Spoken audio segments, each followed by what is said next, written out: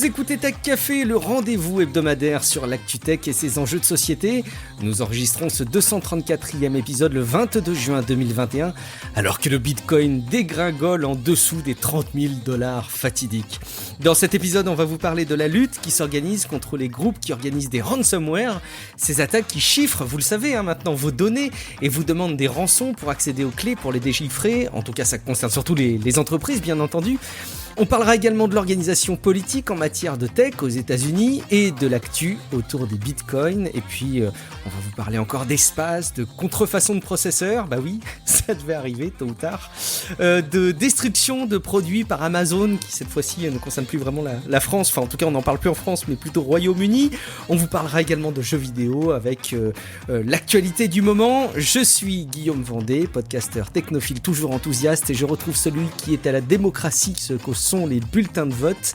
Auteur du livre Machine de jeu, c'est Guillaume Poggiaspala. Salut Guillaume. Eh ben oui, donc je suis un petit peu en danger, puisque les machines à voter se sont généralisées là, un petit peu pour ce scrutin, donc je sais pas ce que je vais devenir. Oui, alors je voudrais peut-être qu'on en reparle tout à l'heure, juste avant nos news d'actu, en façon rubrique actu chaude. On verra, il y aura juste un petit rappel à faire, je pense, pour ceux qui nous écoutent. En attendant, on va relayer quelques avis sur Apple Podcast, donc j'en ai deux là cette fois-ci à relayer. Il y a Lajoub qui a écrit « Toujours enrichissant et varié ». Cependant, certains sujets comme la crypto sont abordés sans expertise, se contentant de lire les news mainstream. Alors là, je me demande vraiment qu'est-ce qu'il évoque, parce que si on a relu des news mainstream, je sais pas ce qu'on a fait sur ce sujet. Mais bon. Guillaume est souvent condescendant. Alors là, ça c'est dur. C'est bien la première fois qu'on me dit que je suis mainstream. Bah oui, ça m'a étonné. Mais attends, la suite va aussi peut-être t'étonner. Mais Guillaume est souvent condescendant. Alors c'est toujours l'avantage, c'est comme on s'appelle tous les deux Guillaume, on sait pas qui il s'agit. Dans les sujets abordés, un peu le monsieur je sais tout, j'ai raison, c'est un peu agaçant. Bon, écoute Lajoub, merci d'avoir mis 3 étoiles, on va continuer à regarder, mais vraiment on comprend pas cette remarque relative aux news mainstream, donc je ne peux qu'inciter les autres personnes qui nous écoutent à aller déposer aussi un avis sur Apple Podcast pour dire ce qu'ils pensent de cette évaluation, si jamais ils abondent dans ce sens, et après tout, faut peut-être qu'on réalise certaines choses, ou au contraire, si vous partagez pas son avis. Mais en tout cas, je voudrais aussi relayer l'avis de Lionel Robertin, qui a dit que lui, il dit, je l'écoute depuis, il parle du podcast évidemment, je l'écoute depuis les Antilles, tous les matins sur la route du travail avec les embouteillages. Écoute, je déplore les embouteillages dans lesquels tu es amené à évoluer tous les matins, mais je suis ravi de savoir que tu nous écoutes Lionel, et merci beaucoup pour ton évaluation. Alors vous avez peut-être entendu au début de cet épisode un sponsor, il nous aide à faire grandir le podcast, à en assurer la pérennité, et puis si vous aussi vous voulez un peu mettre votre pierre à l'édifice, vous pouvez vous éviter cette publicité et même profiter du chapitrage des émissions en vous inscrivant sur Patreon, patreon.com/techcafé, et vous pouvez contribuer à partir de toutes petites sommes pour chaque épisode, et évidemment c'est sur le principe des petites rivières qui font les grands fleuves, et plus vous êtes nombreux à participer, plus évidemment c'est extrêmement précieux pour nous en termes de suivi et de ressources. Donc merci beaucoup d'envisager le soutien de Tech Café sur Patreon. Avant d'attaquer nos news, comme je le disais, je voulais juste qu'on touche un petit mot, Guillaume, d'actualité semi-tech, parce que on est entre les deux tours là de vote autour des régionales et des départementales, qui ont vu arriver des records d'abstention sans précédent, et des voix s'élèvent, alors sur les réseaux sociaux, ou d'ailleurs de la part de journalistes tech plutôt avertis, et c'est d'ailleurs ça qui me met la puce à l'oreille, qui repose un petit peu la question du vote par Internet. Et c'est vrai, peut-être que vous avez entendu autour de vous, parmi vos proches, des personnes qui vous disent « Oh ouais, moi ça m'agace d'aller voter, j'avais autre chose à faire, j'ai zappé, j'ai voulu mettre en place une procuration, j'ai pas eu le temps. Ce serait tellement plus simple de voter comme on envoie un SMS. » Et il y a en général 2 écoles qui s'affrontent sur ce sujet. Il y a l'école du faut voir, oui ça pourrait être pratique, mais il faudrait quand même étudier le sujet. Et évidemment, je donne les positions les plus modérées sur cette thématique. Et l'autre position, c'est de dire no way. Aujourd'hui, la technologie ne nous permet pas d'avoir la même traçabilité que ce que nous permet le vote au format papier, et ne permet pas non plus de garantir la même confidentialité dans les votes. En gros, schématiquement, on pourrait dire rien ne permet de garantir que quelqu'un qui vote derrière un smartphone chez lui n'est pas influencé par son conjoint, sa conjointe, quelqu'un dans sa maison. Et donc l'isoloir, le fait de t'isoler dans un espace individuel, dans un point de vote, fait que ça garantit le fait que tu votes qui tu veux, grosso modo. Alors, il y a beaucoup d'arguments et de contre-arguments qui peuvent ressortir sur ce sujet. Moi, j'avoue qu'à la base, je pense que ça fait partie de ces sujets sur lesquels j'ai pas trop envie de voir intervenir la technologie, et je pense que ça reste un petit peu des fondements de notre fonctionnement de démocratie. Et tant qu'on ne saura pas vraiment bien mieux gérer en toute transparence la technologie et avec une confiance aussi grande que nous permet le papier, je pense que je serai encore très réticent à voir des évolutions à ce sujet. Mais en même temps, il y a aussi d'autres voix qui s'élèvent qui disent non mais enfin attendez, aujourd'hui par exemple les paiements en ligne, les virements, on sait bien aujourd'hui que on peut avoir toute confiance. Pourtant on voit pas les virements se passer de bout en bout, mais on voit bien les résultats. Bon, je pense que les comparaisons ont des limites parce que dans le cas du vote, tu es pas forcément en phase de la destination de ton bulletin de vote. Mais voilà, je trouve que c'est des débats qui continuent à évoluer. Moi, j'ai pas trop changé d'avis sur le sujet depuis que j'étais convaincu par le fait que ce serait très très très compliqué de remplacer le papier. Je sais pas si t'as un avis sur le sujet, toi, Guillaume, et est-ce qu'il a pu évoluer dernièrement ? Bah, pas vrai, j'ai pas vraiment d'avis plus que ça sur le vote par internet. Moi, j'ai été confronté pour la première fois de ma vie, et oui, comme quoi, tout peut arriver, à une machine à voter. Ah. C'est assez marrant, j'avais jamais utilisé de machine à voter, donc là où je suis allé voter sur une machine à voter qui ressemblait à un gros TO7, et finalement, c'était pas plus mal. Je veux dire, c'est vrai qu'on dirait la technologie des années 70, et c'est assez rassurant, finalement, puisque c'est vrai que ça paraît pas être piratable par internet. Ce truc-là, je pense pas que j'ai l'impression que ça sait pas ce que c'est internet, et c'est beaucoup mieux comme ça. Et je me dis, bon, bah oui, pourquoi pas, quoi. Bon, alors, c'est vrai qu'ergonomiquement, il y a peut-être encore des petits trucs à réfléchir, mais bon, pourquoi pas, tu vois. Moi, ça me dérange pas de voter sur une machine, à la limite, si elle est sécurisée, si elle est offline, tout ça, bon. Le fait est que la machine, d'ailleurs, elle remplace plutôt l'urne, finalement, que l'isoloir lui-même, en fait. C'est vraiment segment comme ça. On ouvre la machine comme on ouvre l'urne, et puis après, on fait à voter, etc., et on referme la machine par un opérateur, donc, qui est le président du bureau, quoi. Mais tu présentes donc, malgré tout ta carte d'électeur et ta pièce d'identité à des humains. Oui, bien sûr. Bah, tu arrives devant un humain, tu présentes tes pièces d'identité, après tu vas dans l'isoloir qui est aussi là où il y a la machine à voter, et tu appuies sur un bouton, voilà, 1, 2, 3, 4, tout simplement, il n'y a pas d'écran que dalle, hein, c'est vraiment beau. D'accord. Et une fois que t'as fait ça, en fait, le gars te dit, voilà, à voter, puis voilà, tu sors, et voilà, il y a des clés, enfin, c'est lui qui fait l'opération du truc, quoi. Donc c'est vraiment plus une urne électronique, en fait, hein, qu'un isoloir tout seul. C'est, bon, voilà, enfin, il y a des petits soucis peut-être ergonomiques, parce que c'est vrai que, du coup, faut bien reconnaître, si tu veux, pour qui tu veux voter, que tu espaces sont plantés de boutons, que c'est assez vite fait. Mais sinon, ouais, c'est, pourquoi pas, tu vois. Après, le vote par internet, ouais, ça pose d'autres soucis. Oui. Ça pose, je pense, tu as raison de cloisonner le débat compliqués. sur deux aspects. Il y a le vote numérique qui remplace le papier et le vote connecté par internet qui sont vraiment deux sujets très différents, finalement.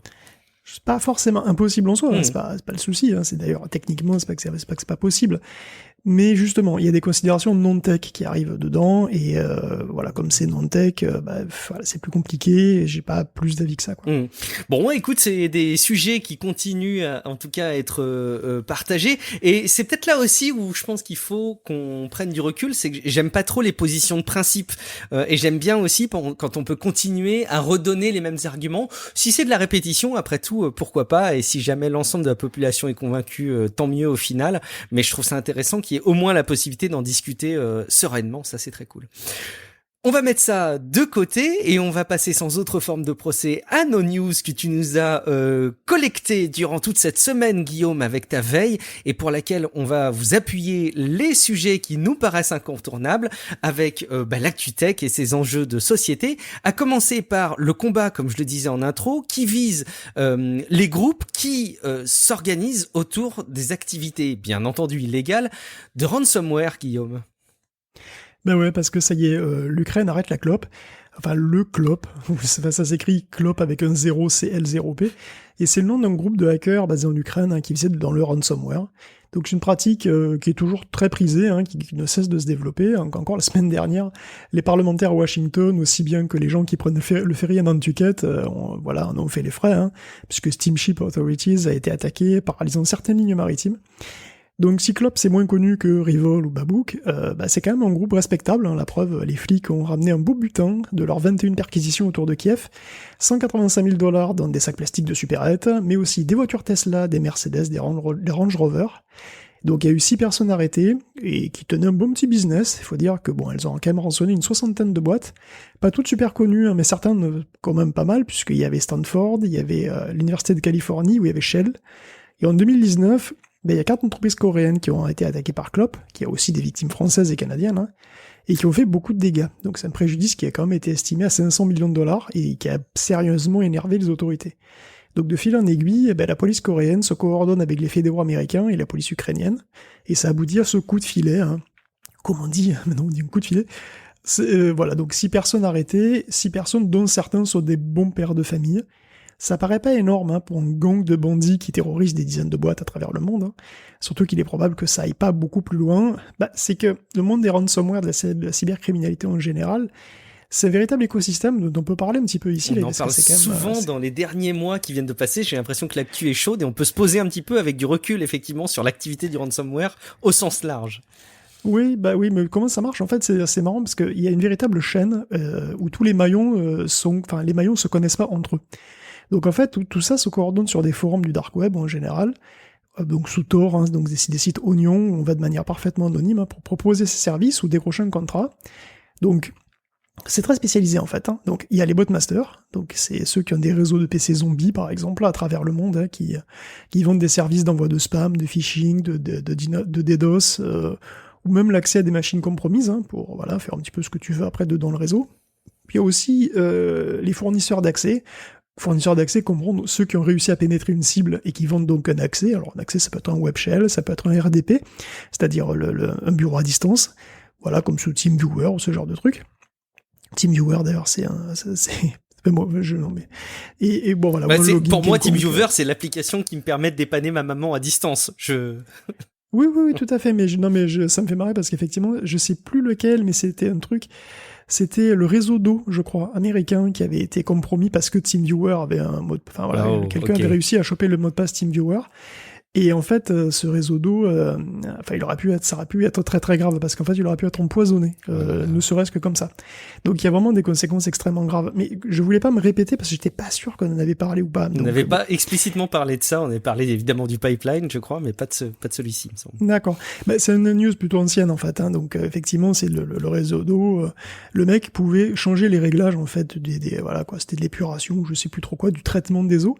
Et donc, en gros, via TeamViewer, il pouvait se loguer sur un PC, et avec ce PC, il pouvait changer les réglages de manière à rendre l'eau plus potable, quoi. Donc c'était... il n'y a pas eu de victimes finalement, mais c'est vrai que ça aurait pu avoir des conséquences désastreuses.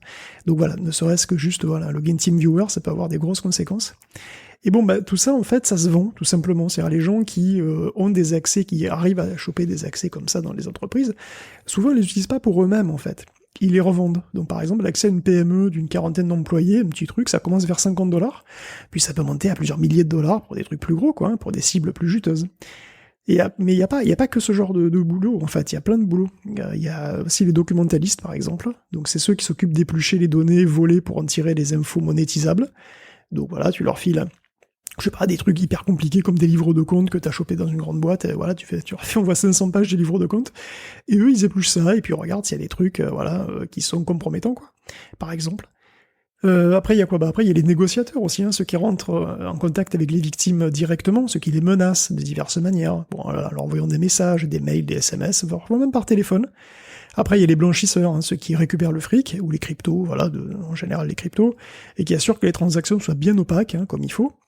Et puis évidemment, au centre de ça, il y a quand même les ingénieurs, c'est-à-dire ceux qui font les codes des ransomware. Et ces codes de ransomware, en fait, c'est devenu des suites logicielles exactement comme Norton ou Kaspersky, mais pour faire exactement l'inverse, c'est-à-dire vous niquer.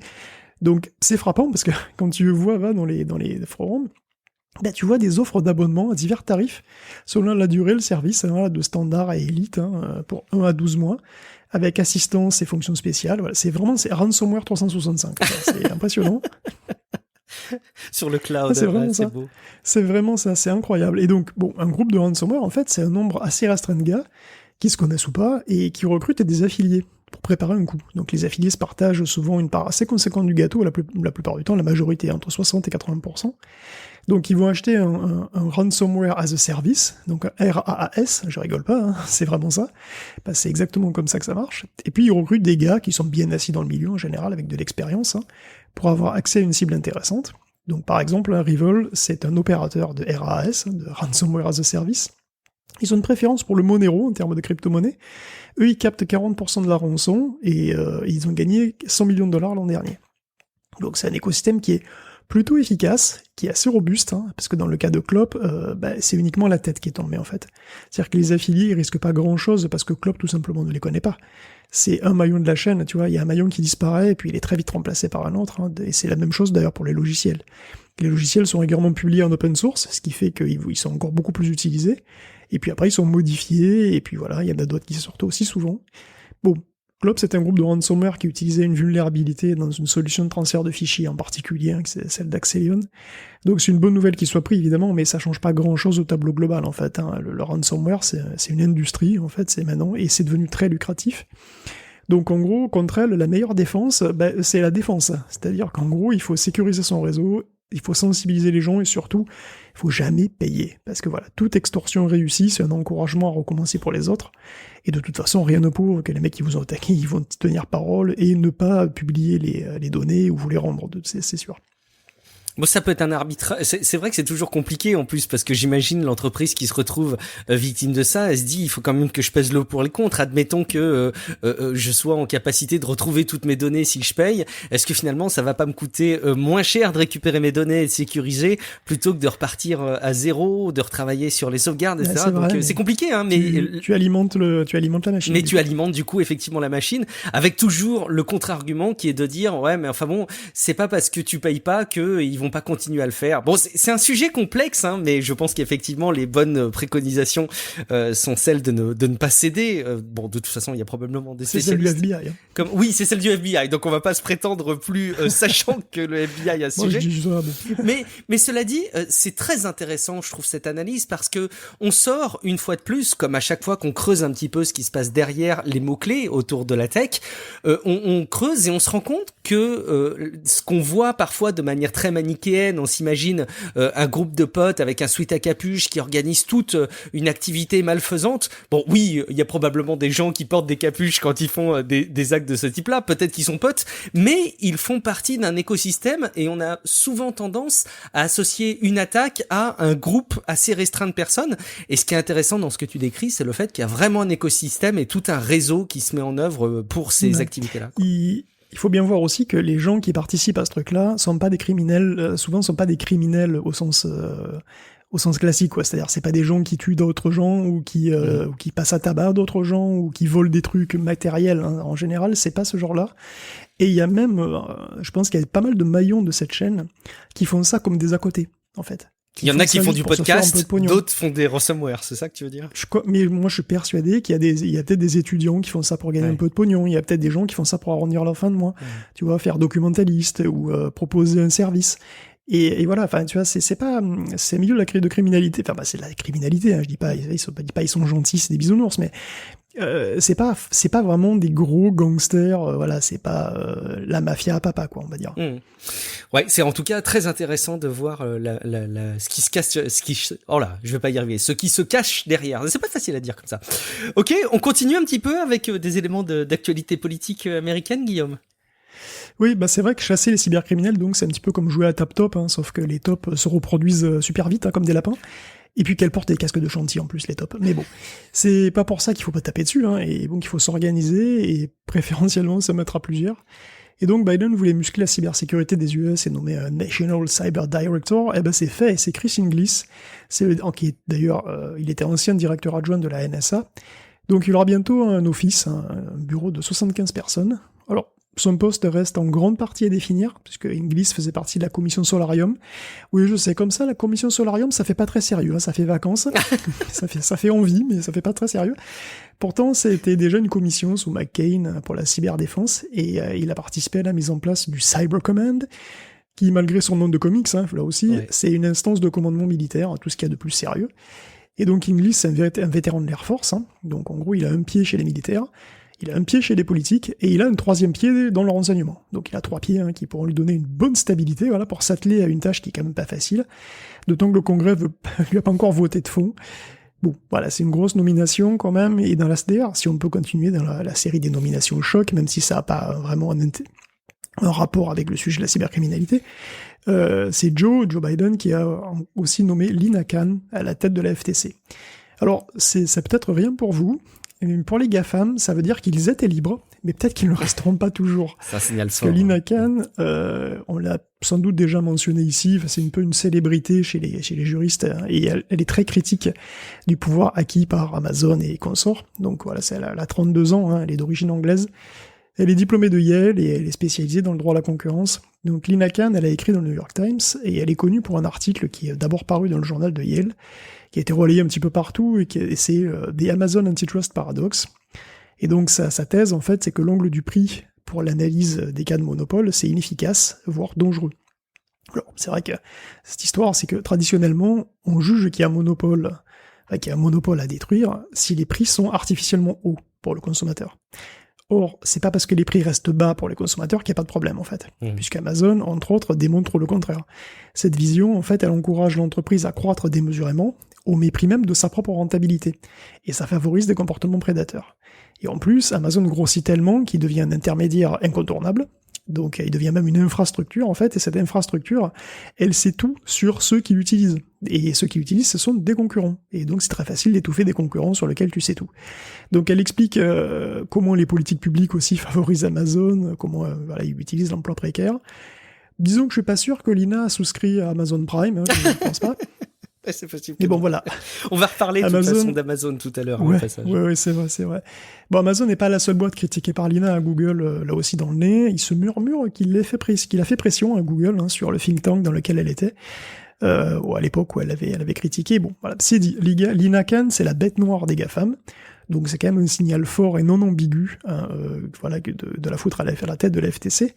Cela dit, la FTC change pas les lois, elle les applique. Donc le truc, c'est qu'il faut changer les lois, et elle n'aura pas besoin de le faire, parce que la Chambre des représentants manque pas d'idées apparemment, puisqu'il y a pas moins de 5 projets de loi qui ont été déposés la semaine dernière pour réformer la législation antitrust. Donc voilà, il y a un petit peu de tout, donc il y a interopérabilité forcée, interdiction de favoriser ses propres produits, interdiction de posséder des business qui t'avantagent toi par rapport à la compétition quand t'es déjà très gros, donc voilà, genre 50 millions d'utilisateurs mensuels minimum.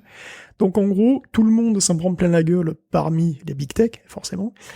Et bon, s'en prendrait plein la gueule si les projets se concrétisent, parce que c'est quand même que des projets, Donc même avec plein de dissensions, quand même, c'est quand même bipartisan, quoi. À droite comme à gauche, on est plutôt favorable au changement. Donc voilà, l'hiver vient, et d'ailleurs les big tech affûtent déjà leur gros lobby.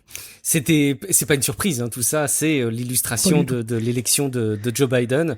Ce qui est assez d'ailleurs remarquable en termes de mouvement, c'est que Lina Khan a été nommée commissaire et très rapidement après présidente. C'est assez inédit, habituellement c'est plutôt les vétérans qui sont nommés présidents. Et là, a priori, elle est propulsée, elle saute 2 niveaux d'un coup, tu sais, elle a eu un boost de points d'expérience et elle a passé 2 niveaux d'un coup. Et on imagine effectivement que c'est le reflet de la politique qui avait été annoncée, effectivement. On va parler alors du chiffrement homomorphe tel qu'il est mis à disposition par Google en version open source, Guillaume. Oui, le chiffrement. Le chiffrement, c'est vrai que c'est un truc. On vient de parler de ransomware, donc le chiffrement, c'est plutôt un truc qui fait peur et qui est un peu, qui peut être utilisé pour le mal. Mais bon, quand même, le chiffrement, c'est d'abord quelque chose c'est d'abord quelque chose qui est utilisé pour votre sécurité, quoi. Et d'ailleurs, c'est marrant parce que ça a beaucoup évolué. La vision du chiffrement a énormément évolué autant chez les particuliers que chez les puissances publiques, puisque je sais pas si tu te souviens dans les années 2000. Tiens, souviens-toi l'an 2000. Oula, je ferme les yeux, je me rappelle, oui. Voilà.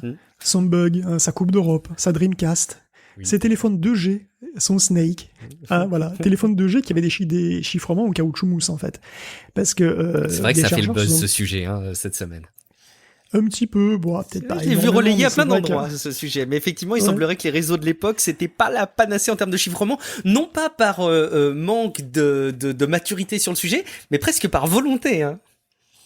Oui, mais en fait, c'était même obligé, parce qu'il faut se souvenir d'un truc, c'est que donc, alors, les chiffrements dont on parle, c'est GEA 1 et 2, donc ça date de l'époque du GPRS, il n'y a que de souvenir, le GPRS, donc c'était les réseaux 2G, voilà, du début des années 2000, et il y a des chercheurs qui se sont penchés dessus, et se sont rendus compte qu'ils étaient là surtout pour faire joli, en vrai. Parce que le premier est tellement faible... Joli, Ouais, le premier il est tellement faible que c'est forcément fait exprès. Et en fait, ça a plus tard été confirmé par l'organisation qui l'a conçu. Et en fait, et tout simplement, c'est qu'à l'époque, les chiffrements plus costauds étaient tout simplement interdits dans certains pays. Je sais pas si tu te souviens de ça. GEA1 utilisait des clés de 40 bits. Et il faut se souvenir que, par exemple, début 90, les États-Unis considéraient les clés d'une taille supérieure à 40 bits comme des armes. Ouais. Donc il était interdit d'exporter à l'étranger des logiciels qui, comme à l'époque PGP, le fameux PGP, utilisaient des clés à 128 bits.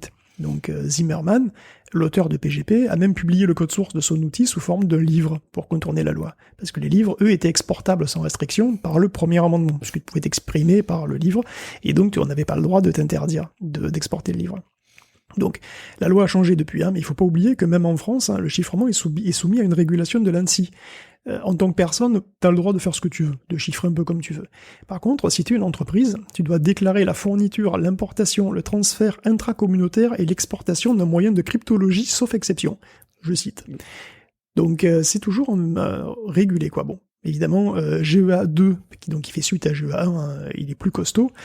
Et en fait, c'est pour cette raison qu'il est plus costaud. C'est-à-dire que la limite du chiffrement à 40 bits a été levée. Bon, cela dit, il n'est pas bien résistant non plus, mais ça fait un moment que ces trucs sont plus utilisés. Donc voilà, on revient de loin quand même. Il y a eu du progrès. Et la dernière mode, par contre, en matière de chiffrement, effectivement, je pense que c'est un truc qui va se généraliser dans quelques années, c'est le chiffrement homomorphe. Bon, ça veut dire quoi, homomorphe? Alors, ça veut dire même forme, homomorphe, littéralement, mais ça dit pas très clairement de quoi il retourne, mais finalement, c'est juste une méthode qui permet de manipuler des données sans les déchiffrer. Donc voilà, par exemple, t'as A et B, deux nombres chiffrés, que tu connais pas, donc tu les connais pas, mais tu peux quand même calculer la somme A plus B chiffrée. Donc, tu connais pas la vraie somme, tu connais juste la somme chiffrée. Mais tu sais que la version chiffrée de A plus B, c'est bien, si tu la déchiffres, ça donnera bien A plus B, tu vois. Donc, en fait, tu peux trouver la somme A plus B sans décoder ni A ni B. Et le but, c'est de conserver au maximum les données chiffrées en mémoire en ne les déchiffrant que quand c'est strictement nécessaire. Du coup, ça limite au maximum la surface d'attaque. C'est pas une idée qui est super nouvelle, mais il y a des implémentations qui se multiplient. Donc il y avait IBM qui avait publié une boîte à outils open source pour faire ça sur iOS et macOS, puis sur Android et Linux. Il y a Intel qui fait des recherches dessus, qui pourrait l'intégrer à terme sur ses puces, et d'ailleurs la DARPA est intéressée. Puis il y a Microsoft qui l'utilise déjà, d'ailleurs, pour les mots de passe sur Edge. Bon, là, c'est Google, donc effectivement, le tout dernier, qui publie sa bibliothèque source open source en C++, donc qui est largement portable, et c'est vrai que c'est probable qu'on va avoir ce genre de truc se généraliser à l'avenir, quoi. Et quand on regardera avec quelques années de recul la situation d'aujourd'hui, on se dira, mais c'était complètement dingue que le chiffrement homomorphe soit pas en place partout, sur toutes nos données. Ce serait pas étonnant, d'ailleurs. On va passer à la rubrique, alors que je redoutais un petit peu dans cet épisode, parce que ça va m'amener à prononcer peut-être très mal un terme, mais dont on doit parler, Guillaume, c'est la mise à jour Bitcoin. Taproot. Taproot, eh ben oui. Je suis désolé, on devait y arriver, Taproot. Mais oui, qu'est-ce que tu veux dire?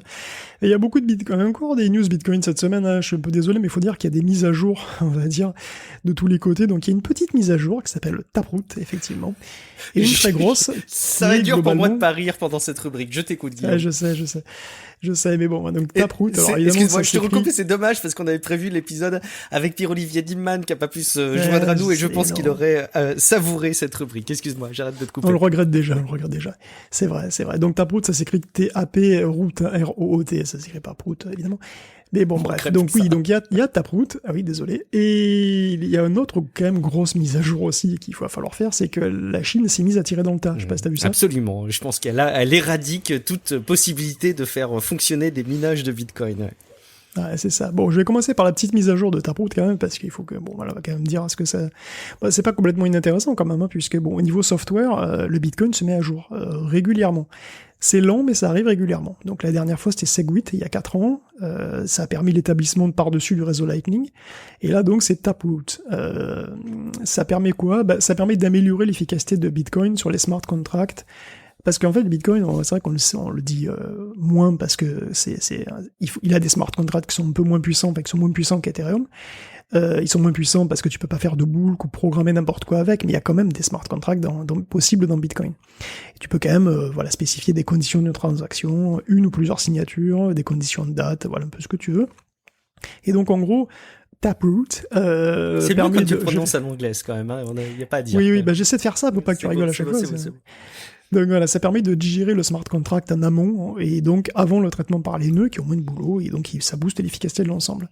Donc les transactions multi-signatures, c'est très courant en fait, et tu peux penser à un compte joint, tout simplement. Donc t'as nos 2 signatures à moi et ma femme sont acceptables pour faire une transaction quand t'as un compte joint par exemple. Donc il y a soit moi, soit elle, soit nous deux qui peuvent signer pour acheter un truc. Donc ça c'est une condition. Donc voilà un exemple de condition multisignature à 2 signatures. On peut imaginer des comptes à 4 signatures où il faudrait un quorum de 3, etc. Donc tout ce genre de truc là c'est accéléré par exemple par Taproot. Et en plus c'est bien parce que tous ces trucs sont quand même aussi à la base de Lightning, qui est un système de transaction rapide qui est par-dessus, en quelque sorte, la blockchain. Donc le principe de Lightning, c'est que 2 personnes qui veulent s'échanger plusieurs fois des fonds ne sont pas obligées de le dire à chaque fois à la blockchain. Donc elles vont créer une sorte de coffre-fort privé, et elles seules peuvent l'ouvrir, et donc elles mettent un peu de sous dedans, quoi. Donc dans la limite de cette somme, elles peuvent faire autant d'échanges qu'elles veulent. Et il n'y a pas besoin de le dire au réseau Bitcoin. Seule l'ouverture du coffre et la fermeture du coffre seront publiées. Donc ce coffre en fait sert de canal d'échange entre 2 personnes, les 2 personnes qui l'ont créé, et rempli évidemment. Et le canal est créé avec un contrat multi-signature. Voilà, donc Lightning c'est ça, c'est un réseau de canaux de paiement entre des nœuds qui s'échangent les fonds sans avoir besoin de le dire à la blockchain. Donc Lightning c'est assez rapide et que c'est d'ailleurs plus confidentiel puisque la blockchain ne voit rien, elle voit juste la création et la destruction du canal. Donc voilà, évidemment les frais sont minuscules puisqu'ils sont énormément divisés.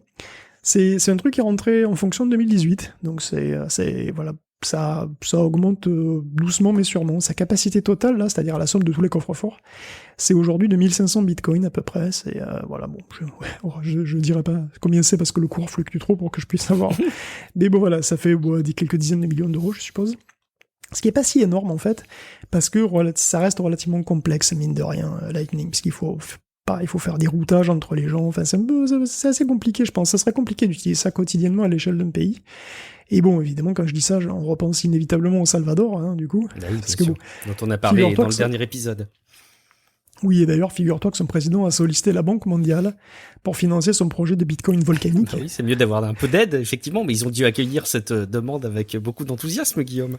Oui, la Banque mondiale lui a poliment répondu d'aller se brosser chez les papous, globalement. Ça veut dire que Bukele, c'est un jeune convaincu des cryptos depuis un moment. En fait, quelle surprise, il en possède lui-même, ainsi que certains des membres de son parti depuis longtemps. Et surtout, est-ce qu'il aurait pris cette décision à ce moment-là, si jamais... Enfin, il a peut-être pris cette décision au pire moment, quoi, tu vois, parce que on l'évoque depuis quelques semaines. Apparemment, c'est en train d'arriver, la Chine coupe le jus aux mineurs. D'après The Global Times, le gouvernement du Sichuan interdit aux compagnies d'électricité d'alimenter les mines de la région, donc c'est quand même un gros coup, parce que le Sichuan, il y a énormément de mines, et en fait, il y a même pas mal d'hydroélectricité là-bas. Et certains pensaient que comme c'était de l'énergie verte, entre guillemets, ça allait rendre les autorités plus indulgentes. Et en fait, non, la Chine ne fait pas dans le détail, puisqu'apparemment c'est pareil en Mongolie intérieure ou dans le Yunnan. Donc les mineurs sont en train de chercher à revendre leur matos.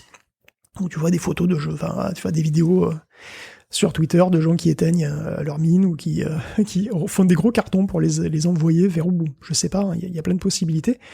Ça rebat complètement les cartes du minage, évidemment, et pour le Bitcoin, qui voit quand même son plus gros pôle de minage passer offline petit à petit, c'est un gros coup, et le cours plonge. Donc là, j'ai regardé cet après-midi, c'était 27 000 euros. Donc aujourd'hui, il faut voir que c'était 33 000 euros la semaine dernière. Donc ça, c'est quand même pas mal. Et puis c'était 50 000 euros en avril, ou dollars, je sais plus. Enfin bon. Donc voilà, les fluctuations, ça sont quand même assez importantes. Ça questionne plus que jamais la pertinence de Bitcoin comme monnaie pour un pays. On verra quel effet ça aura à Elzon, Oui, j'ai quand même l'impression que l'ensemble du public qui est exposé au Bitcoin a pris conscience, là aussi probablement en lien avec les prises de parole d'Elon Musk, mais peut-être aussi avec les prises de parole de la Chine et les décisions qui ont été mises en œuvre, comme tu viens de le relayer, que je sais pas s'il y allait y avoir un avenir sur le Bitcoin. J'ai le sentiment qu'il y a un avenir sur la crypto, la blockchain.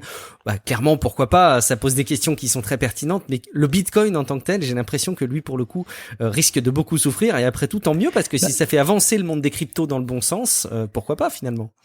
Bah, c'est ça, mais le truc, c'est que, tu vois, le recours des cryptos, aux cryptos au Salvador, il est beaucoup moins étonnant si on prend en compte la situation économique du Salvador, de ce pays-là, puisque c'est un pays qui a une inflation importante et qui a les 2 tiers de sa population sans compte bancaire. Donc les convaincus, ouais, ils citent l'exemple d'El Zonte, là, dont j'ai parlé juste là.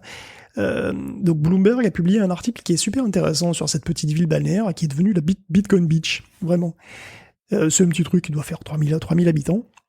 C'est pas énorme, mais quand même, hein. Et en fait, ce qui s'est passé à El Zonte, c'est qu'en 2019, il y a un donneur anonyme qui a lancé la plus grosse expérience Bitcoin à ciel ouvert. Donc il a donné un petit pactole de cette crypto, et c'est devenu un petit peu la crypto-banque de ce village de surfeurs. Donc petit à petit, les commerces ont accepté Bitcoin, et la population s'y est mise. Alors oui, c'est pratique, évidemment, hein. Ça peut améliorer la vie des gens.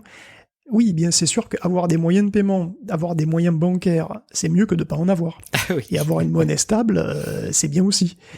Et puis bon, c'était du Bitcoin, mais en vérité, le donateur, il aurait pu donner n'importe quelle crypto. Il aurait pu donner du Chia, il aurait pu donner du Tezos, du Dash, du Radium, du Neo. Ça aurait rien changé au bénéfice de la population. En fait, il aurait utilisé ça de la même manière. C'est le principe de la crypto-monnaie qu'il faut illustrer là-dedans, pas le Oui, Bitcoin c'est en ça. tant que tel. Exactement. L'expérience d'El Zonte, elle montre qu'une crypto, dans une zone défavorisée, c'est mieux que rien du tout. Ben oui, c'est clair. Une crypto, c'est bien.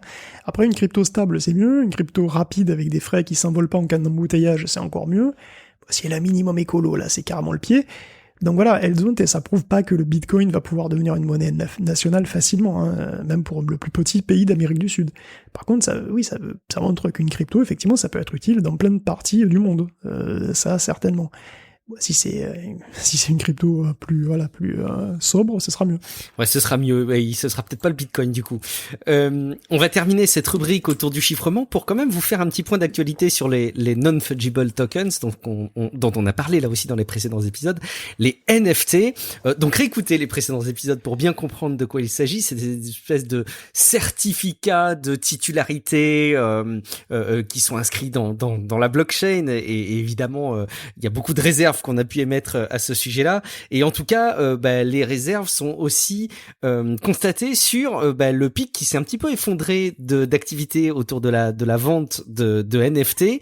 Il y a 102 millions de dollars de NFT qui ont été vendus en mai en un seul jour, donc c'était vraiment foisonnant. Et puis début juin, il y a seulement 19,4 millions de dollars qui sont vendus en une semaine en NFT, et quand on regarde un petit peu les courbes, on voit que ça s'est clairement effondré. Alors, est-ce que la hype est passée ? Bon, d'une part, probablement. Est-ce que l'activité est totalement disparue autour de la vente de NFT ? Pas forcément. Il semblerait que ce soit là, désormais, la phase où les NFT se vendent d'occasion. Alors, je sais pas, quand un marché est beaucoup porté par le marché de l'occasion, est-ce que c'est un marché en devenir, Guillaume ? Ou est-ce que c'est un marché durable ? Je sais pas, j'arrive pas à me rendre compte. Moi, j'ose espérer que les NFT vont rapidement devenir de l'histoire ancienne et que tout le monde se rendra compte que derrière, il y avait du vent, mais... le truc, si tu veux, c'est que encore une fois, mais je crois que je l'ai déjà dit, hein, c'est pas le principe et le concept du NFT qui est problématique, parce qu'en fait, créer un NFT sur une blockchain comme certificat de propriété, d'authenticité, de ce que tu veux, c'est pas forcément une mauvaise idée en soi. Le problème, c'est l'ampleur que ça a pris, la manière dont c'est utilisé, dont ça a été utilisé le mois dernier, et le fait que ça utilise une blockchain qui soit vraiment quand même énergivore. Bon, mais si tu fais des NFT vraiment pour attester l'achat d'une œuvre d'art, que cet argent va au créateur, que le créateur peut avoir des royalties, enfin tu vois, ce qui était dans le cas de cas très très très très rares d'achat de NFT. Si tu utilises bien en fait le NFT, si le NFT était écologiquement pas problématique, que ce soit vraiment utilisé pour donner aux artistes vraiment un meilleur contrôle sur leurs œuvres, c'est très bien, c'est pas un souci, tu vois. Mais le problème, c'est que c'était pas ça, quoi. C'est que c'était n'importe qui acheter n'importe quoi, des fortunes absurdes pour aucune raison, et sans d'ailleurs que ça transmette quelconque notion de propriété la plupart du temps. Donc C'était plutôt l'utilisation comme ça, à travers un NFT qui était problématique. C'était pas le NFT en soi. Donc, ce que j'espère effectivement, c'est que la hype complètement débile qu'il y a eu sur le NFT en mai, elle soit effectivement passée et que maintenant, bah écoute, on puisse essayer de trouver des solutions pour faire des NFT de manière vraiment utile et vraiment responsable. Et là, ça poserait pas de problème. Encore faut-il que ça réponde à des besoins, et je suis pas sûr aujourd'hui qu'on ait identifié des besoins sur lesquels les NFT pourraient formuler une réponse. Mais bon, on le constatera ensemble. On continuera à parler de NFT en voyant un petit peu comment ils évolueront. On fera un petit point d'actualité dans d'autres épisodes. On va changer un petit peu de rubrique et on va parler d'autres sujets. Maintenant, on va vous parler un petit peu d'espace. Vous savez qu'on aime bien distiller un peu les sujets autour de l'espace dans Tech Café. Et une fois de plus, on va se tourner vers la Chine qui, décidément, continue son programme de manière très ambitieuse autour de l'espace, Guillaume. Bah oui, vous vous souvenez sans doute du lancement du module principal de Tianhe, la station spatiale chinoise, qu'on avait relié en avril dernier. C'était il y a pas longtemps, effectivement. Ouais. C'est ça, c'était vraiment, c'était il y a pas très longtemps, il y a 1 ou 2 mois. Donc voilà, des astronautes, enfin des taïkonautes, comme on dit parfois, je sais pas pourquoi. Enfin si, je sais pourquoi en fait, parce que ça me dit taïkonaute parce que taikong, ça veut dire espace en chinois. Ah. D'ailleurs, on dit cosmonaute pour les Russes, parce que c'est pour cosmos en russe. Et on dit astronaute pour les Américains. Et puis paradoxalement, on dit spationaute pour les Français, alors que franchement, space, ça évoque plus l'anglais, et astro, ça évoque plus le français. Bon, évidemment, hein, si tu vois, space et espace, ça vient du latin spatium, de toute façon. Donc ça revient même, mais bon. Donc c'est ça, c'est pour des raisons historiques qu'on a cette espèce de bordel langagier pour désigner toujours exactement la même chose, c'est-à-dire des manos qui vont dans l'espace. Et c'est pas fini, parce que les Indiens ils sont pas encore allés, mais il y a déjà un terme prévu qui s'appelle Vyomanote. Parce que Vyoman, en sanskrit, ça veut dire ciel. Donc c'est débile. C'est ça, mais c'est ça, c'est Vyoman. Mais c'est fabuleux. Donc voilà, donc c'est débile, et voilà, bon, les Chinois ils appellent leurs astronautes Taikongren, c'est normal, hein, mais que nous on dise taïkonautes, c'est complètement débile. Je sais pas, on va dire Uchunote pour les Japonais, ou Himmelnote pour les Allemands et les Suédois, je sais pas, c'est... Et est-ce qu'on n'a pas quand même un terme qui représente le fait qu'un homo sapiens aille dans l'espace? Est-ce qu'on est toujours obligé de le rattacher à des états? Faudrait l'inventer, je comprends pas. En fait, on dit beaucoup astronaute, hein, tout simplement. On dit astronaute, je pense que c'est le terme le plus utilisé pour faire parapluie pour tout, quoi. Mais je comprends pas pourquoi il y a cette coquetterie de dire un truc différent pour chaque pays, alors que l'espace, justement, c'est là où il y a pas de pays. Enfin, tu vois, c'est le truc universel par excellence. Et là, on dit machin note, truc note, c'est quand même... Mais on fait, alors petite parenthèse sur le sujet, mais je suis marqué de voir à quel point la conquête spatiale et tout ce qui se passe autour de l'innovation spatiale, oui, de la conquête, de l'exploration, a évidemment des vertus et des racines dans la recherche scientifique, bien évidemment, vers le côté découverte et aller découvrir l'inconnu.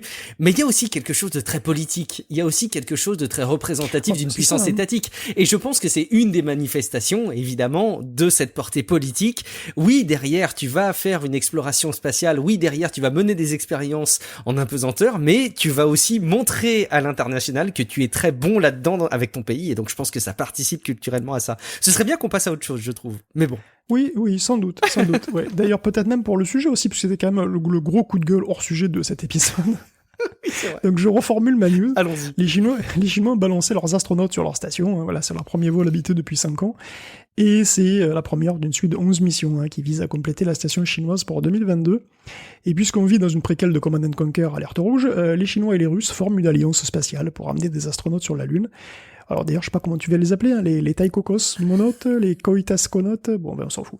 Donc voilà, grosso modo, le CNSA et Eurocosmos, ils ont fait une présentation conjointe en Russie sur un plan en 3 phases pour rejoindre la Lune avec des satellites en orbite lunaire. Et une petite base aussi, alors c'est encore embryonnaire quand même, parce que amener des gens sur la Lune, c'est un horizon à 10 ans. Mais il y a quand même 3 phases. Alors la première phase, c'est une phase robotique qui est globalement exploratoire entre 2021 et 2025. Puis jusqu'en 2030, entre 2021 et 2025, après, jusqu'en 2035, on commence à amener du lourd, par contre, donc parce qu'on veut construire carrément une base lunaire. Puis à partir de 2036, aller sur la Lune, voilà, c'est la routine, c'est un peu comme aller faire de la recherche au pôle Sud. C'est loin, c'est très froid, c'est un peu mort le soir pour faire la teuf, mais bon, voilà, on a un oracle, ça passe. Bon, c'est quand même à long terme, les US veulent ramener des gens sur la Lune dès 2024, si tout va bien, donc là, c'est un peu différent, quoi. Bon. Tout va pas toujours bien, puisque regarde Ariane Espace, puisque Ariane 6 a été prévu pour 2020.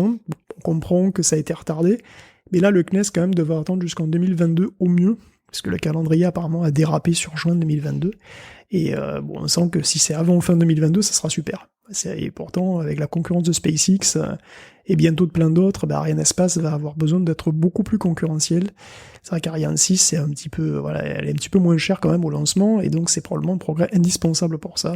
Espérons, on verra bien. On verra comment ça évolue, mais ça évolue moins vite qu'ailleurs, effectivement. Bon, écoute, on suivra ça. Je voulais juste faire une petite parenthèse, puisqu'on se tourne vers l'espace, Guillaume, parce que tout ce qui monte redescend inexorablement, enfin, ou presque, par les sondes que tu envoies très très loin dans le système solaire et au-delà. Mais je parle notamment de ces constellations de satellites dont on a déjà parlé, style Starlink, mais ce ne sont pas les seuls, qui nous promettent notamment de pouvoir nous connecter à Internet de partout parce qu'ils couvriraient la planète Terre, on en a déjà parlé, et il y a des analystes qui ont commencé à identifier le fait qu'on courait peut-être à moyen et long terme un grave danger par rapport à la couche d'ozone, et oui, cette couche d'ozone qui avait vécu des mauvais quarts d'heure par le passé, qui maintenant est revenue à un état un peu plus satisfaisant par les actions qui ont été mises en œuvre à l'échelle internationale, et ce qui se passe, c'est juste qu'on anticipe le fait que les Starlink, donc, ils vont rentrer dans l'atmosphère, se désintégrer. Et là, tu vas me dire, Guillaume, mais c'est pas grave. En fait, il y en a plein aujourd'hui des trucs qui tombent sur la Terre. Il y a, a priori, près de 60 tonnes de météorites qui tombent chaque jour sur la Terre et qui se désintègrent. Donc, après tout, qui est un petit peu plus, un petit peu moins, c'est pas très grave. Effectivement, ouais, Sauf que ce n'est pas la même matière. Les météorites contiennent très rarement la même quantité d'aluminium qui est contenue dans les satellites. Et c'est cette composition forte en aluminium qui pose problème et qui pourrait influer assez fortement la composition de la couche d'ozone et avoir des conséquences assez négatives. Alors c'est des voix qui ont commencé à s'élever, il faudra vraisemblablement mener des études et mesurer ça, mais simplement, la première fournée de Starlink amènerait 2 tonnes de déchets quotidiens à partir du moment où il redescendrait avec de l'aluminium. J'attends d'en savoir plus, mais je m'étais dit qu'on n'avait pas anticipé le fait que oui, quand ça se désintègre, ça dépend de ce qui se désintègre finalement. Est-ce que tu penses qu'on risque quelque chose à ce niveau-là, Guillaume ? Je n'ai absolument aucune idée. Moi, je pensais qu'effectivement, des débris qui retombent sur Terre, c'est quotidien, effectivement, que ce soit d'ailleurs des débris à nous, des débris spatiaux, enfin, je veux dire, des cailloux, des trucs. Donc moi, j'avais pas pensé que ça pouvait poser problème. Maintenant, si on me dit que ça peut poser, enfin, si les scientifiques me disent que ça peut poser problème, je suis prêt à le croire, mais c'est vrai que franchement, je n'y avais pas pensé. La plupart des météorites contiennent évidemment de la roche qui est faite d'oxygène, de magnésium, de silicium, mais les satellites sont largement faits d'aluminium, ce qui, évidemment, les météorites dites, qu'on peut qualifier de naturelles, n'en contiennent que 1%. Donc, à voir. On mesurera ça dans le temps. Peut-être qu'on va découvrir des sales choses à l'avenir en matière de climat qu'on n'avait pas encore anticipé. Va savoir. On continue avec des crises, avec IBM qui attaque GlobalFoundries, Guillaume. Ouais, la pénurie de composants continue, donc d'ailleurs les vendeurs d'ordinateurs portables voient leur vente baisser de 7% malgré la demande qui est très forte. Donc, voilà, c'est à tel point d'ailleurs que cette crise a des effets inattendus. Par exemple, un truc marrant, c'est vrai, tu t'en parlais au début. Par exemple, FTDI devient le nouveau 8 ans. Alors, vous connaissez pas FTDI, c'est parfaitement normal. C'est une boîte anglaise qui fait des puces d'interface USB. Voilà, c'est pas sexy, mais c'est essentiel. Et elle fait partie des myriades de boîtes qui fabriquent des circuits intégrés, voilà, tous les petits circuits intégrés qui peuplent les cartes mères de tous vos appareils et auxquels tu fais jamais attention. Sauf que c'est bien connu, quand ils sont là, quand ils sont pas là, c'est là qu'il manque, une puce vous manque et tout est débranché. Et la demande pour ces puces de support, elle est très grande en fait, et leur production plus difficile, à tel point qu'on assiste à la flambée d'un phénomène de contrefaçon, comme pour les montres Rolex ou les sacs en cuir. Donc qu'ils soient fabriqués à l'arrache pour un prix au ras des pâquerettes, ou qu'ils soient carrément récupérés sur des appareils morts et reconditionnés, ces puces trouvent leur chemin chez les grossistes, et puis sont achetés par des constructeurs morts de faim, et qui finissent dans des machines qui marcheront bien pendant environ une semaine. Et c'est pas une totale nouveauté, mais la période fait que tout le monde est fébrile, et que donc, là, c'est un besoin pressant, tu baisses tes standards, quoi. Du coup, les contrefaçons comme ça passe plus facilement. Et il y a encore d'autres répercussions à la crise, et les boîtes qui ont des usines de fabrication de puces, elles valent plus cher que jamais. Et donc parmi elles, il y a GlobalFoundries, effectivement. Alors GlobalFoundries a une histoire compliquée, donc au début, c'était la filiale industrielle d'AMD. Donc au temps où AMD avait encore des usines, ils pouvaient tenir la dragée haute à Intel de ce côté-là. Donc AMD est passé faiblesse, comme à peu près tout le monde aujourd'hui d'ailleurs, sauf Intel. Donc GlobalFoundries a pris son indépendance, et AMD continuait de rester un client privilégié. Donc c'est GlobalFoundries qui faisait les puces AMD, les cartes Radeon aussi en un temps. Et puis bon, IBM avait aussi des usines dans le temps. Dans le temps, je parle de ça, c'était avant 2015, donc c'était une autre époque. Sa division, c'était Microelectronics, et elle fabriquait ses propres puces, les puces IBM. Donc parce qu'IBM fait des puces à lui, c'est les Power. Et donc il fait des puces pour des stations de travail, des serveurs, des trucs très très pro.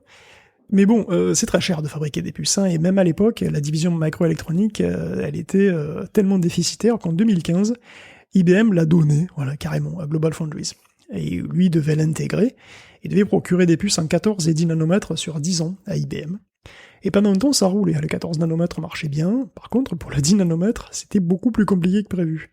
Donc GlobalFoundries s'est pris mur sur mur, et ils ont voulu zapper le 10 nanomètres. Donc ils se sont essayés au 7 nanomètres, et finalement c'était trop cher, c'était trop lourd, ils ont jeté l'éponge complètement en 2018. Donc ils ont abandonné tous les nodes les plus sophistiqués, donc le 7 nanomètres et au-delà. Donc voilà. Alors, IBM, qu'est-ce qu'il a fait ? Il s'est retrouvé avec des puces PowerDisk qu'il ne pouvait pas fabriquer, il pouvait se les mettre où je pense, et donc finalement, qu'est-ce qu'ils ont fait ? Ils sont allés chez Samsung. Et là, finalement, c'est pas plus mal, parce que les PowerDisk sont gravés en 7 nanomètres chez Samsung, et ils sont sans doute faits moins cher que chez GlobalFoundries, surtout parce que, quand même, pour que GlobalFoundries réussisse à mettre en place les chaînes, il fallait qu'IBM continue à allonger du pognon, et ça a commencé à compter. Bon, tout ça, c'est une relativement vieille histoire, sauf que ce mois-ci, on a appris qu'IBM allait attaquer GlobalFoundries pour rupture de contrat sur le 10 nanomètres, et ce truc aurait fait perdre beaucoup d'argent à IBM. Alors pourquoi maintenant ? Il se murmure que ça serait parce que le proprio de GlobalFoundries, qui est Mubara Investment, qui est un fonds d'Abu Dhabi, veut faire une levée de fonds, donc une IPO, qui pourrait s'élever à 30 milliards de dollars quand même. Et une valeur bien boostée par la crise actuelle. Donc IBM a peut-être commercialement, effectivement, souffert de ce deal, c'est un sujet compliqué, mais bon. En tout cas, ce qui est sûr, c'est que c'est le bon moment pour aller chercher du pognon chez GlobalFoundries. Oui, effectivement, c'est la bonne période, probablement. J'ose pas imaginer la valorisation, ce que ça a pu gagner avec la crise. Intéressant sur cette partie des composants.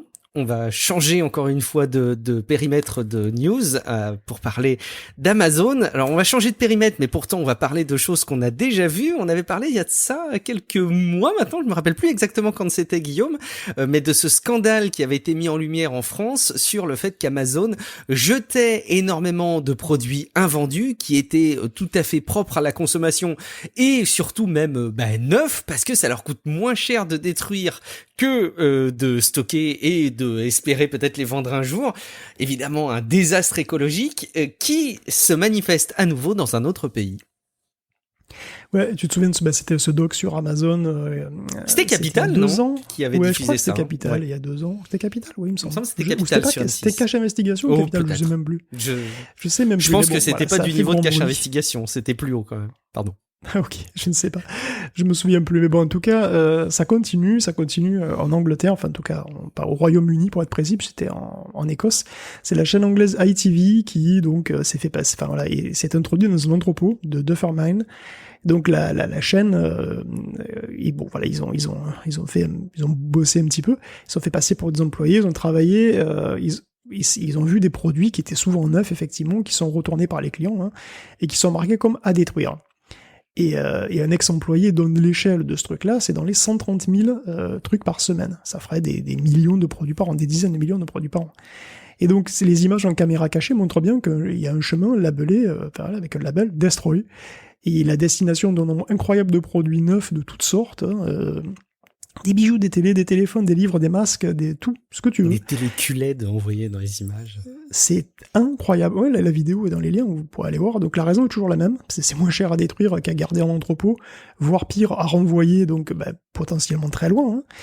Et donc voilà, ce qui choque, c'est qu'Amazon fait aussi des dons. Il donne aussi une certaine partie des produits invendus, mais il en donne moins de 30 000 contre 130 000 destructions. La semaine en tout cas où le montage, où ils ont montré le truc dans le reportage.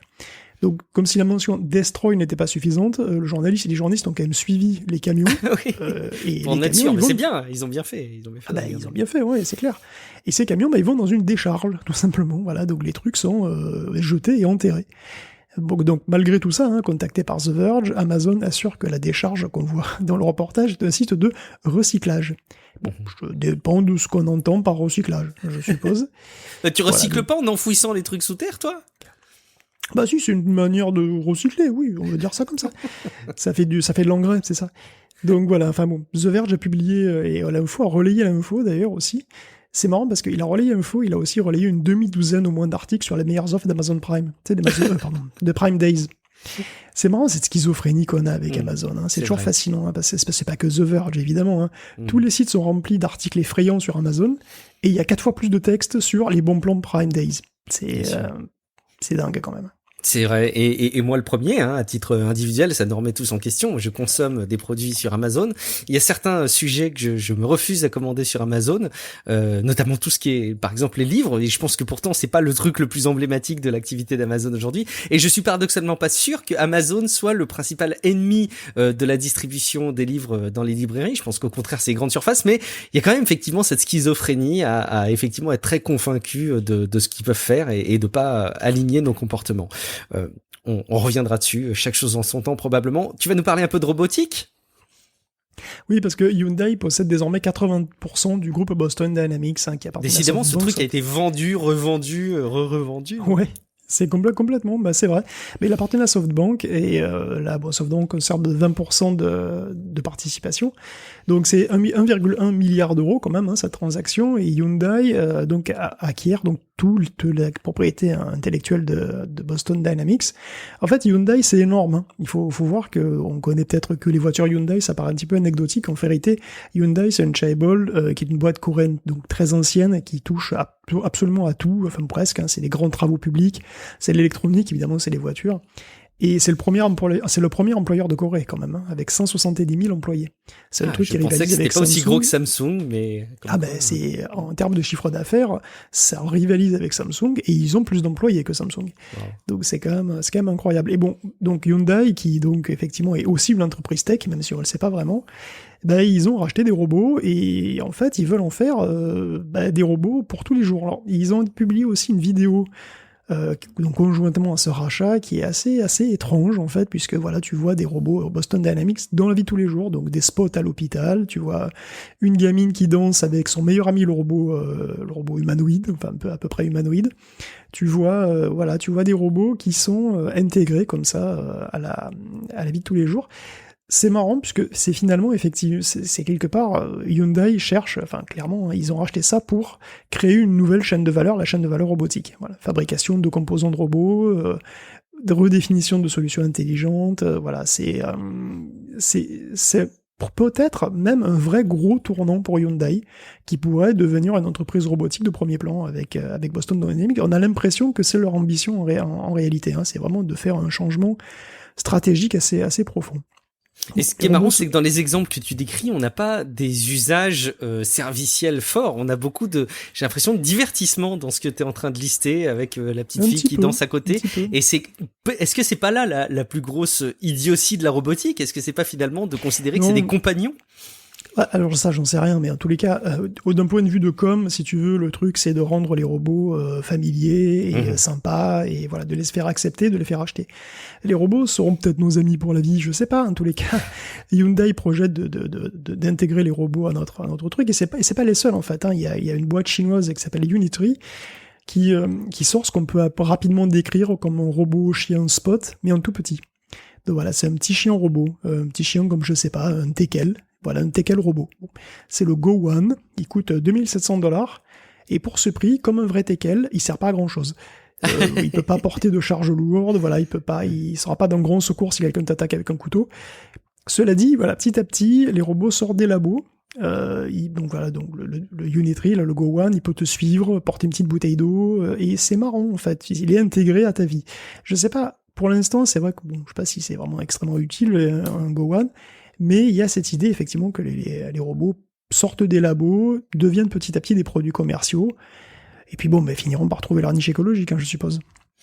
Et il y a cette question quand même effectivement de l'impact écologique, de ce que ça représente. Est-ce que finalement, et c'est une vraie question, hein, je ne suppute pas du tout avoir connaissance de la réponse, mais qu'est-ce qui est le mieux pour la planète ? Est-ce que c'est d'avoir un chien d'une race domestique ou est-ce que c'est d'avoir un robot ? Franchement, je me demande au niveau de l'impact carbone ce qui est le plus approprié pour la planète. Mais bon, si vous avez des données sur le sujet, ça m'intéresse qu'on les partage en tout cas. Jeux vidéo, forcément, pour commencer à clore cet épisode de Tech Café de cette fin de mois de juin, avec notamment la réalité virtuelle. Guillaume, forcément, Facebook voulait de la réalité virtuelle. Est-ce qu'il voulait pas commencer à tester un moyen supplémentaire de monétiser la réalité virtuelle? Fais-nous rêver. Mais évidemment, on a la confirmation des plans de Facebook, hein, c'est de faire Ready Player One en vrai, mais avec le méchant qui gagne, c'est-à-dire voilà, des méchants qui foutent des pubs partout, tu sais. De toute façon, c'est évident que c'est comme ça que ça devait se finir, hein, le film a une histoire débile. Non mais le film a une histoire débile, hein, le film a une histoire la plus idiote que j'ai jamais vue. Mis à part les effets du visuel, rien ne va dans Ready Player One, mais ce n'est pas le sujet. Je m'égare encore une fois. C'est pas faux. Non, mais t'as raison. Il faut le souligner parce que c'est quand même aussi un excellent film qui a été beaucoup réduit au mauvais scénario et forcément c'est pas terrible dans l'histoire. Mais par contre le film est bien fait. Il faut le voir pour son rendu et ces quelques scènes qui d'un point de vue visuel sont très intéressantes quand même. Et donc, le sujet, c'est Facebook qui rachète qui rachète à peu près tous les studios VR qui passent, hein. Donc, il y a Big Box la semaine dernière, il y a Unit 2 celle d'avant, il y a BitGame avant ça encore. Donc voilà, ça veut dire que Facebook possède en clair un Fortnite, donc c'est Population One, un Roblox, qui s'appelle Crayta en fait, un Roblox-like, hein, pour VR. Et puis aussi une palanquée de jeux exclusifs, hein, et évidemment ils ont son propre Miiverse. Donc c'est un petit bébé monopole qui pourrait grandir et faire son chemin. Donc il reste plus évidemment qu'à mettre des pubs en 3D dans l'espace VR et c'est plié. Bon, pour l'instant, c'est un test dans 3 apps Oculus, après avoir rendu le compte Facebook obligatoire, quoi de plus normal que de mettre de la pub sur Oculus, c'est quand même le cœur de métier de Facebook. Donc nouveau périphérique égale nouvelle source de données sur votre vie, donc youpi, capteur de fitness, lunettes de réalité augmentée, casque VR, tout ça c'est plein de nouvelles data à monétiser, hein, c'est logique. Alors pour l'instant les tests font un peu pitié quand même, hein, puisque c'est des simples bannières, on est presque déçus, tu vois. Mais bon, pas d'inquiétude, je suis sûr que les panneaux circulaires ou cylindriques qui suivent ton regard, voilà, les pole dance holographiques qu'on a tous en tête avec les films de science-fiction sont pas très loin. Après, bon, c'est accueilli de manière assez tiède par les utilisateurs. D'ailleurs, Resolution Game qui devait mettre des expérimentations de pub dans un jeu qui s'appelle Blaston, donc c'est une sorte de shooter en duel en réalité virtuelle. Il faut dire que c'est un jeu payant quand même, alors qu'on voyait plutôt ça dans des jeux gratuits.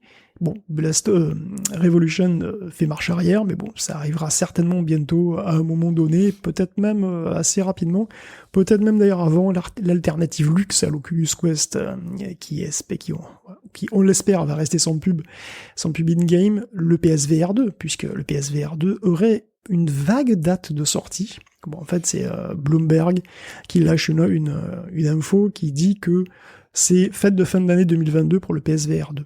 Voilà. Bon. Est-ce que c'est vrai, est-ce que c'est faux? On ne sait pas. En tous les cas, ça sera officialisé l'année prochaine si c'est le cas.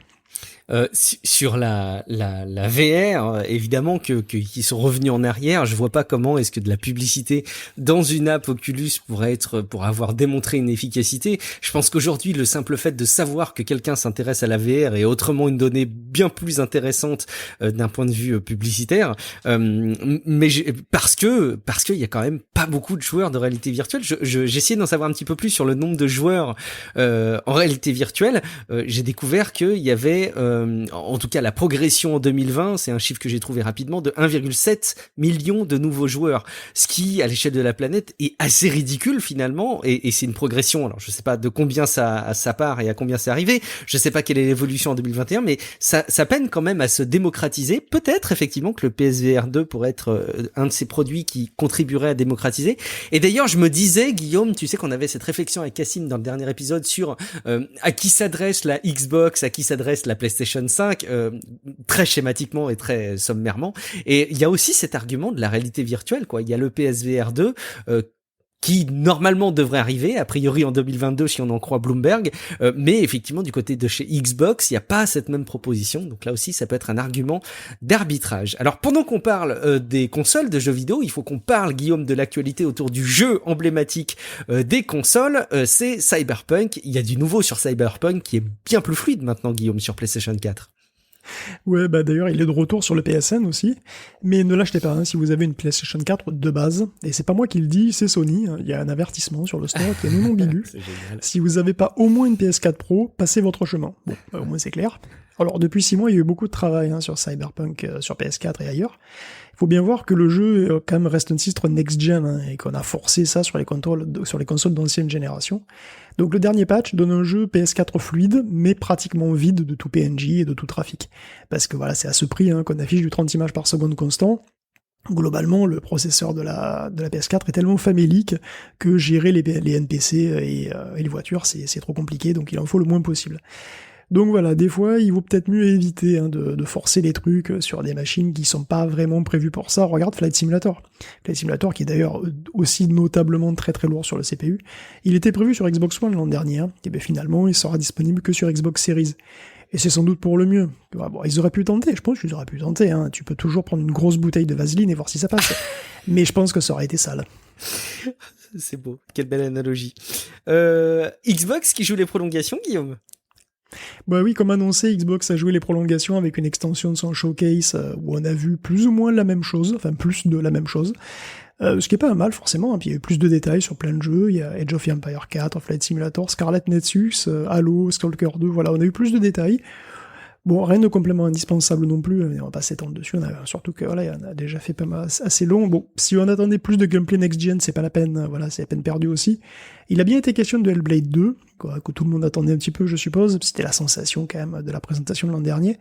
Ça a été assez décevant, puisque le jeu ils ont avoué que le jeu finalement n'est même pas encore entré en production. Voilà, donc il y a eu que de la pré-prod. Il y a eu beaucoup de promesses, cela dit, avec des décors naturels.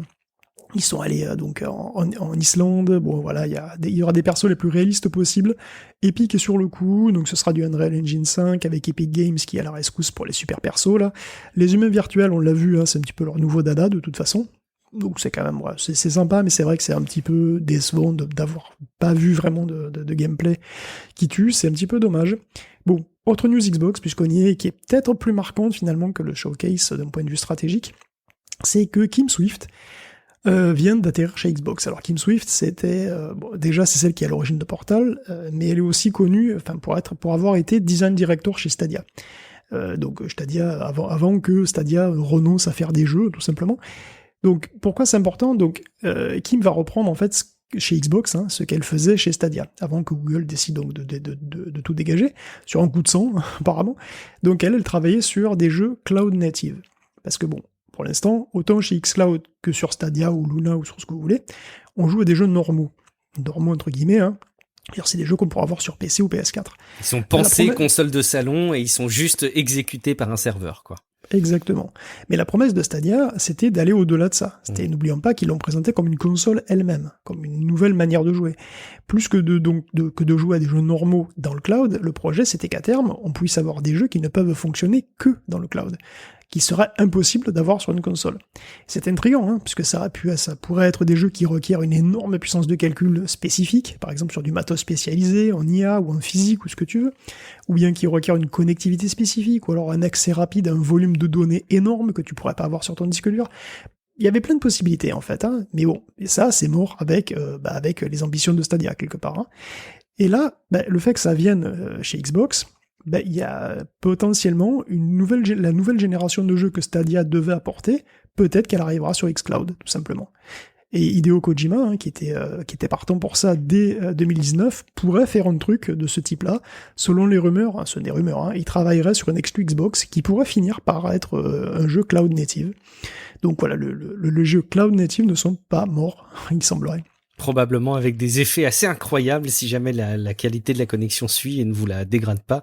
Ça doit être assez bluffant ce qu'on doit pouvoir faire avec des serveurs comme ça, de telles ressources. On a fait le tour de notre rubrique jeux vidéo. Guillaume, est-ce qu'il y a des news en vrac que tu avais prévues qui te semblent suffisamment incontournables pour être partagées dans cet épisode ? Écoute, peut-être pas, peut-être qu'on peut juste dire que, puisque Cassim l'avait mentionné la dernière fois, Windows 11 donc va prendre en charge les processeurs hétérogènes. C'est-à-dire les processeurs comme le M1 d'Apple ou la plupart des processeurs de téléphones mobiles qui ont donc un petit cluster économe en énergie et un gros cluster puissant, donc ce qu'on appelle les Big Little. Et en fait, non seulement il va les prendre en charge, mais il va mieux les gérer, parce qu'en fait, c'est ça le truc, c'est que Windows 11 en fait va accompagner aussi Alder Lake, donc la prochaine génération de CPU Intel, qui est donc en Big Little, et on a vu, ils sont sortis des benchmarks, donc des tests pour savoir à quel point Windows 11 est plus performant que Windows 10 avec les CPU Alder Lake. Et il semblerait que on soit, donc, alors ça dépend évidemment des trucs, mais on soit autour de 5 à 6%. En single thread, en fait, c'est 2% de mieux, c'est pas énorme évidemment, mais c'est forcément, puisque c'est qu'un seul cœur qui est utilisé, mais quand on est en multithread, c'est 5,8% de mieux. Donc le noyau de Windows 11 serait donc beaucoup plus efficace, ce sera quand même nettement plus efficace que le noyau de Windows 10 sur les prochains processeurs Intel Alder Lake et sur tous les processeurs du même type. Donc on a effectivement un petit complément d'information sur ce que disait Cassim, c'est-à-dire que non seulement Windows 11 va gérer les processeurs comme ça, mais qu'il va mieux les utiliser. D'ailleurs, pour finir, Windows 11 pourrait aussi se décliner en Windows 11 SE, puisqu'apparemment quelqu'un a trouvé une mention de Windows 11 SE, donc il est aussi possible que Windows 11 se décline en une version light, comme ils ont testé d'ailleurs plusieurs fois d'autres versions light de Windows 10, et apparemment ça les a pas dégoûtés. Mais c'est curieux, parce qu'encore une fois, on s'éloigne de plus en plus de cette promesse d'avoir un seul et même système d'exploitation Windows 10 comme ça, qui soit vu comme un service, mais plutôt d'avoir des déclinaisons. Bon, évidemment, tout ça ne sont pas des infos officielles et on suivra ce qui s'en dira. Peut-être quand même aussi un petit mot sur, c'est quand même intéressant ça juste de le relayer parce qu'on parle de puces et de l'optimisation. Google qui optimise ses puces liées au deep learning avec justement du deep learning. Ouais, alors j'aurais préféré en parler un petit peu plus longuement parce que j'ai vu beaucoup passer des titres, dessus, des titres qui disaient des puces intelligence artificielle qui fabriquent de meilleures puces à intelligence artificielle, gna gna gna. Bon, en fait, c'est beaucoup moins impressionnant que ça. C'est-à-dire que quand tu fabriques une puce, en fait, tu joues à une sorte de gros Tetris en 2D, quoi. C'est-à-dire que t'as des blocs fonctionnels, et tes blocs fonctionnels, tu dois les mettre côte à côte, et tu dois les connecter les uns aux autres pour fabriquer ta puce. Bon.